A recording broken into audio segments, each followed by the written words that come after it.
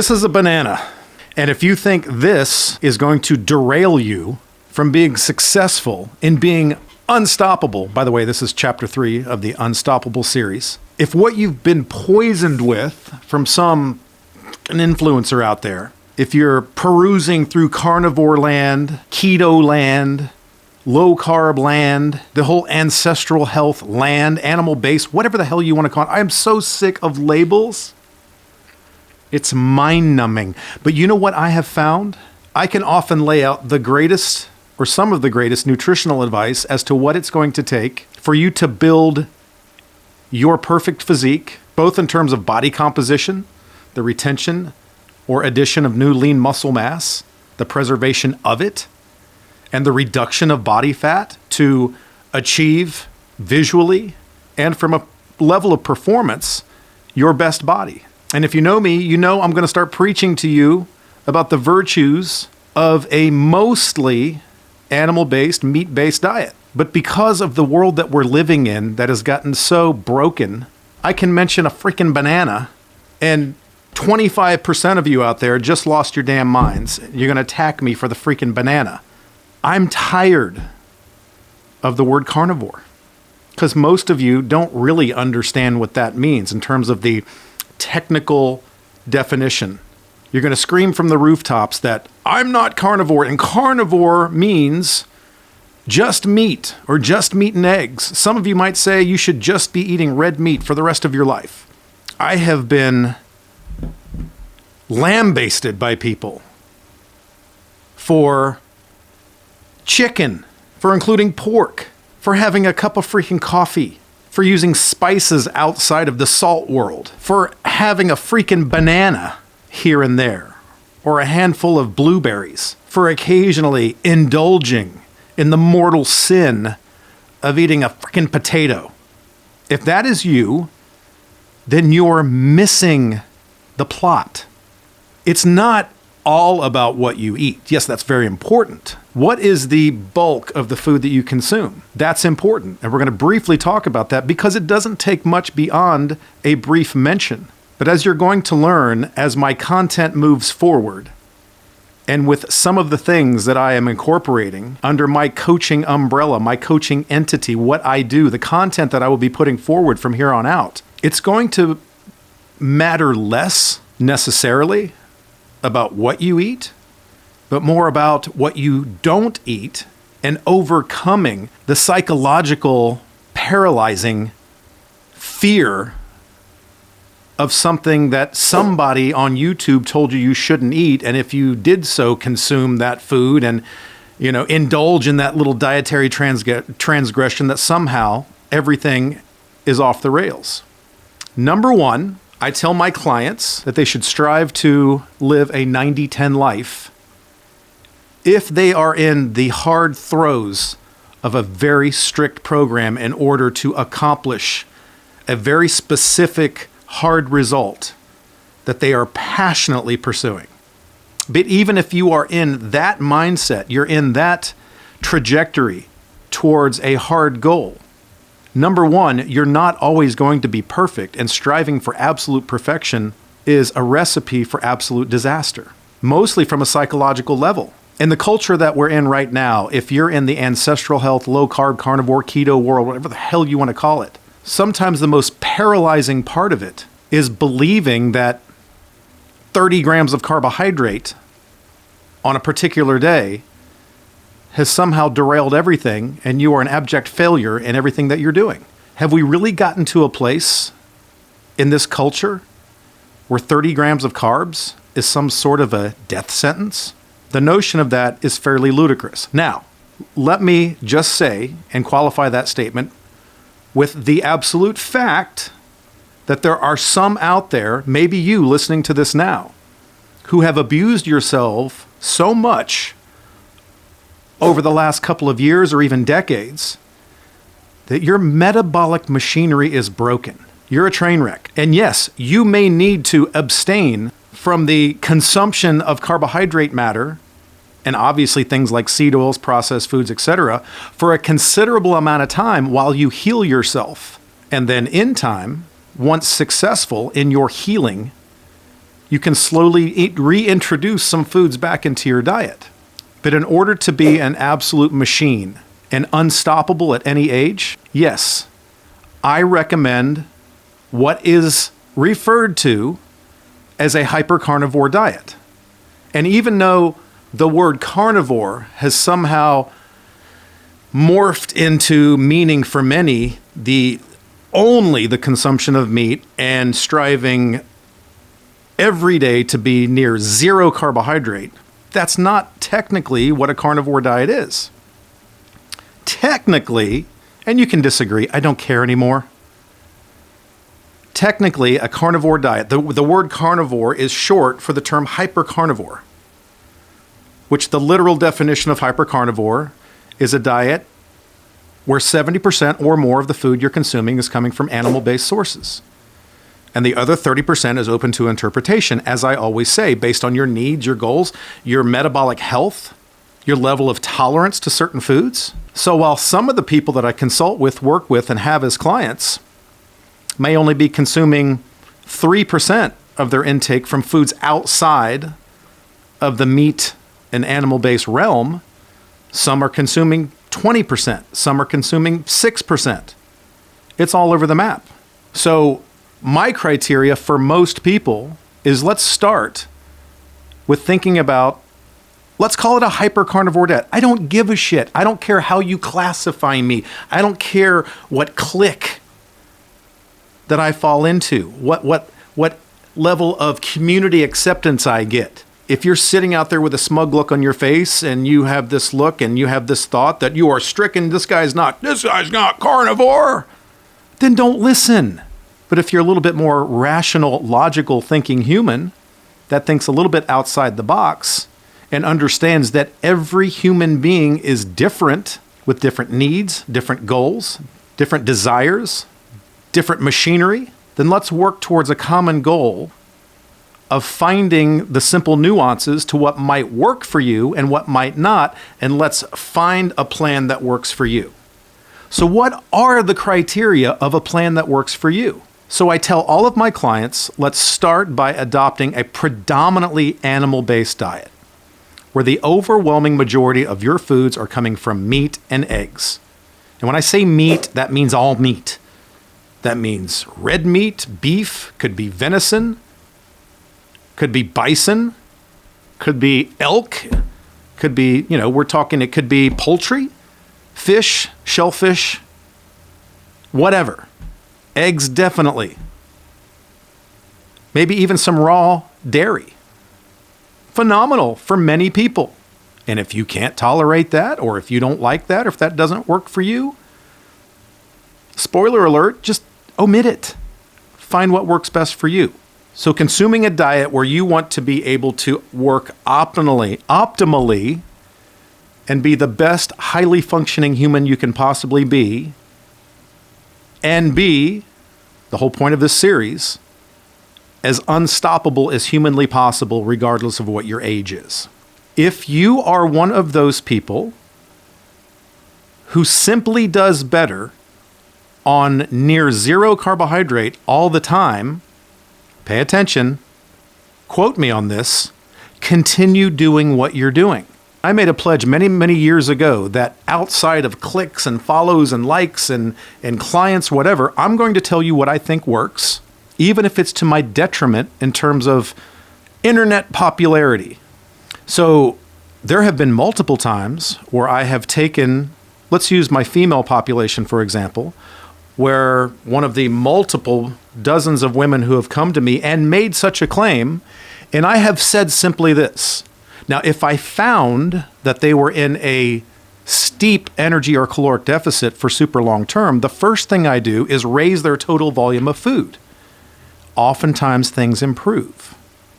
They're not getting enough nutrition. They're not well fed. Other times, if I find out that they do seem to be taking in an adequate volume of food to promote hormonal health generally, I may say something like this, and this is going to make many of you cringe and probably leave a shitty comment or a thumbs down, but I don't care. I will tell some of these people, I want you to take 3 days a week, and I want you to consume 30 grams of carbs and report back to me in a few weeks. And of the overwhelming majority of people that I give that simple blanket recommendation to, the overwhelming majority of them come back to me in 3, 5, 6, 8 weeks time and say, oh my God, everything's better. Everything's working again. Everything is turned back on. So we realize that some people do a tad better with a little bit of carbohydrate matter sprinkled within their nutritional realm, their plan, their program, whatever you want to call it, their protocol. That doesn't mean I'm slinging freaking potatoes at them with reckless abandon. That means instead of being 100% meat only, that now some of these people are 95, 98% meat and eggs with a little bit of foods outside that animal-based realm sprinkled in. Now, oftentimes, those carbohydrates serve the purpose of pulling them out of ketosis for a short period of time, which we now know is beneficial for many people. And then we develop that metabolic flexibility. We've also found that long-term chronic fasting, especially for women, can sometimes not be the best course of action, so we scale that back a little bit. I didn't say eliminate it, but many get obsessed with the more is better mentality. And when we make a few switches to the dynamics of how they consume food and when they consume food, things often get better. So number one, start by consuming 70% or more of your food coming from animal-based sources. If you're a high-functioning, super healthy, metabolically fit athlete, that other 30% is very much open to interpretation. You may be just fine sprinkling in some organic fruit. You may be just fine sprinkling in some white rice or organic potato or something along those lines, or maybe an occasional slice of sourdough bread. And thrive with that and maintain very positive body composition and be a highly functioning human being. Our ancestors were. There's never been a society, a culture, or a tribe throughout the course of human history who have been long-term zero carb. Now, I know a lot of people don't want to hear that, but it's true. That's why the term hypercarnivore was developed, because it really mimicked the traits of our ancestors throughout human history. Their number one goal was to find an animal, kill it, consume it nose to tail. That was the goal. That was priority one.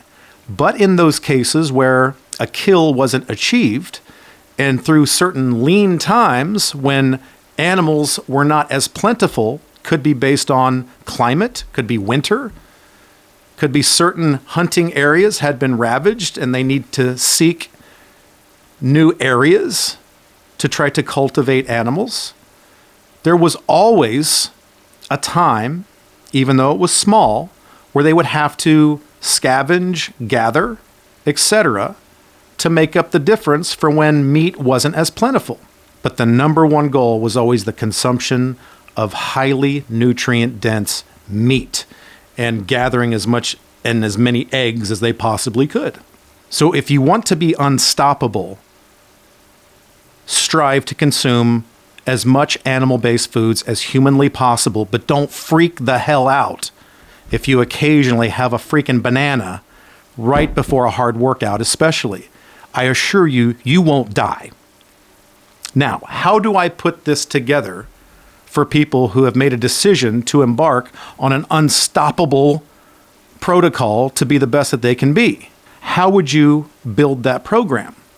Well, I almost always, when I'm going through a period of time in order to lean out, get back down to around 10% body fat, while I'm also simultaneously training my ass off, is I generally start to come into it in more of an energy deficit.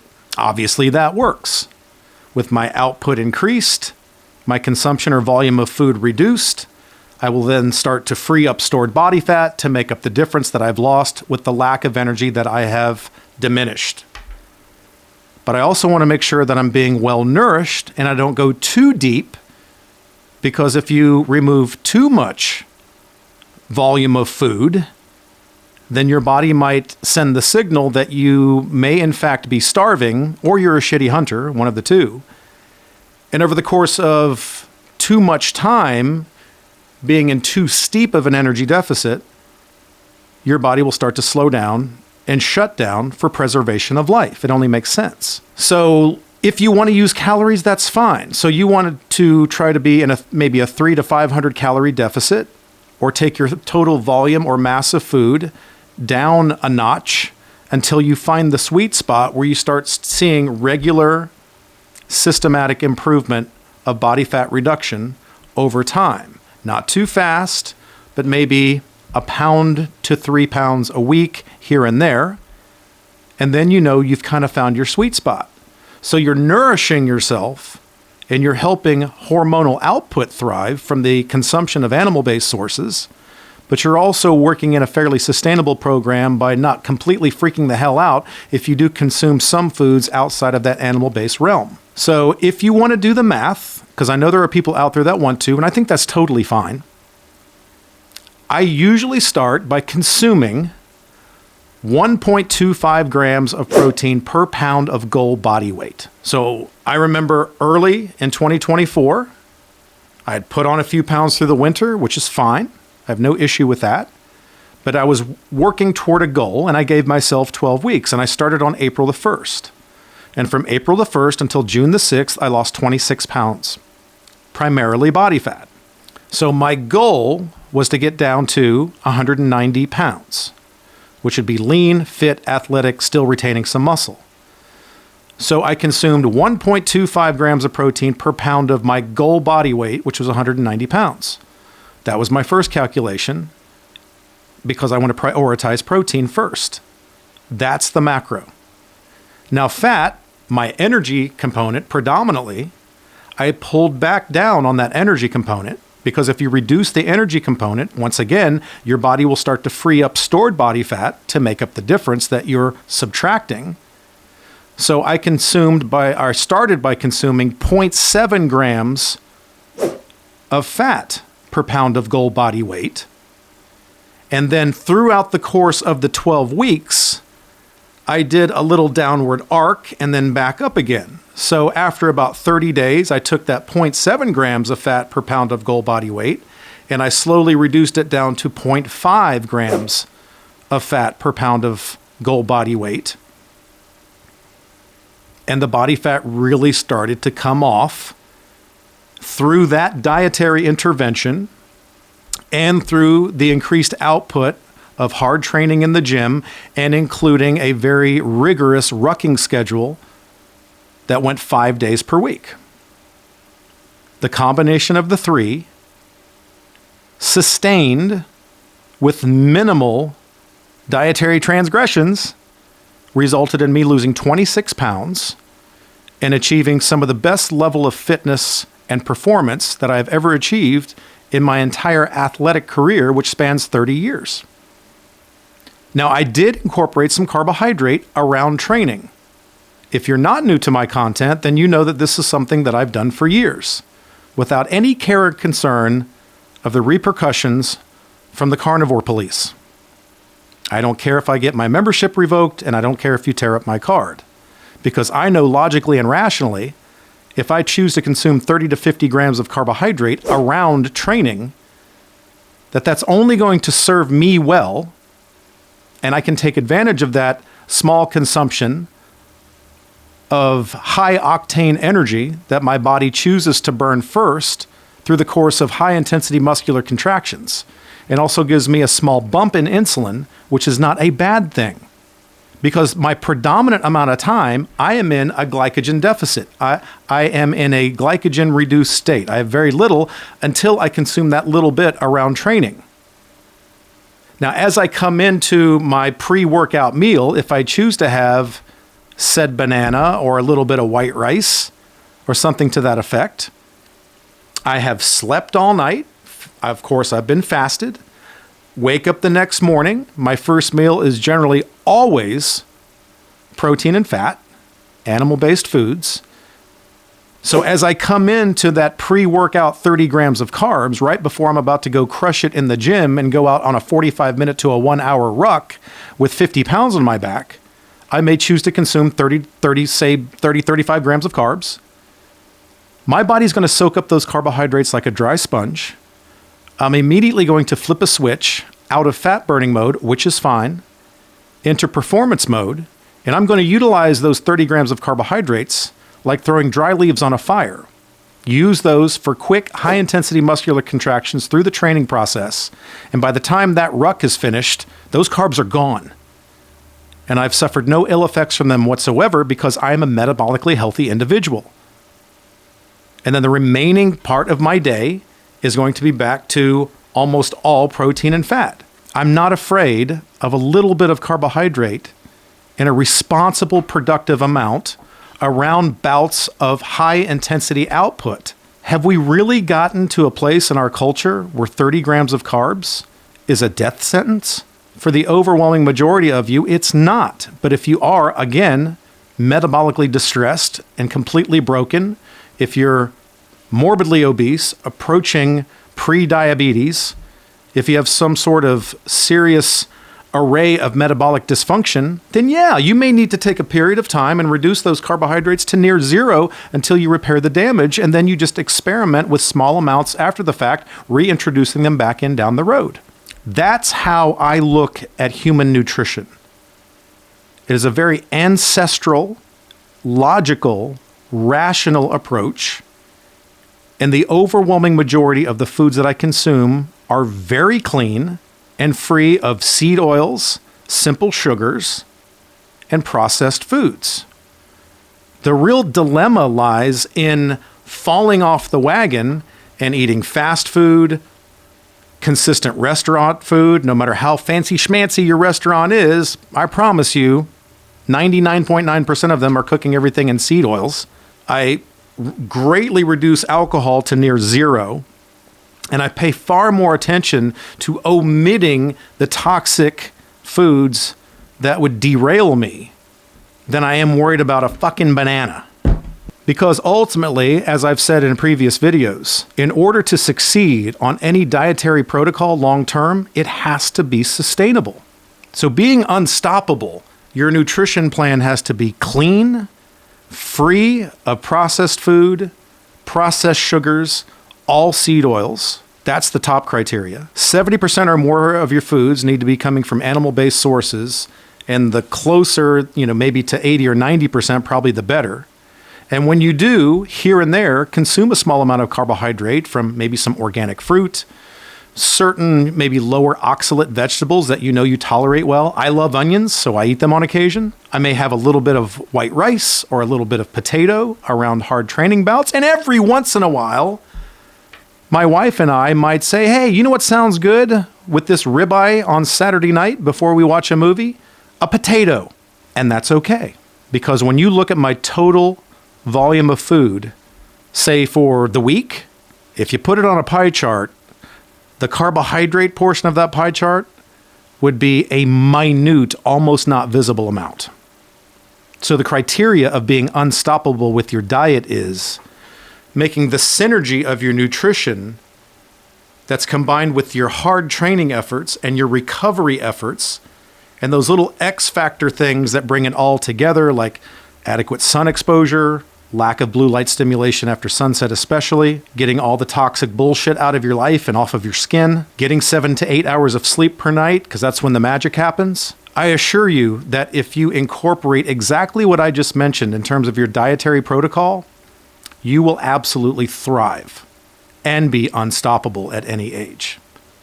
So was this video so much a strict formula and bullet points? No. It was a philosophy of understanding that you can truly eat a predominantly super healthy, very clean diet, but understanding that you can still sprinkle in some things that are outside of the carnivore realm and still thrive as well as any other out there who have chosen to just eat ribeyes for the rest of their life. And if we're being honest, I would probably say the overwhelming majority of people who adopt the ribeyes forever lifestyle are probably going to abandon that at some point. Because as much as I love ribeye steaks, I would not want to sign up to eat them every day forever. Live your life, be strong, and understand that it's about the tough daily navigation of not eating the shit. The seed oils, the sugars, the processed food, the takeout food, the fast food, the restaurant food, the things in boxes. Eliminate that 100%. And if you tell me that everything you're consuming is coming from grass-fed organic meat, pastured eggs, and then if you're having a little bit of, 30 to 50 grams of carbohydrate, especially if it's around hard training efforts and it's coming from organic in-season ripe fruit, or maybe a little bit of white rice, or maybe a little bit of potato matter or something to that degree, we're okay.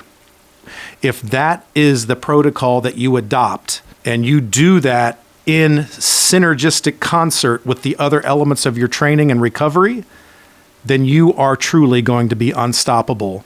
And this will become a superpower lifestyle for you. And I look forward to seeing how badass you are in 12 weeks. So don't be so dogmatic. Live your life. You can be super strict, super dedicated, super driven, and focus probably a little more on what not to eat. And stop stressing out over small, healthy things that are sprinkled into your animal-based lifestyle.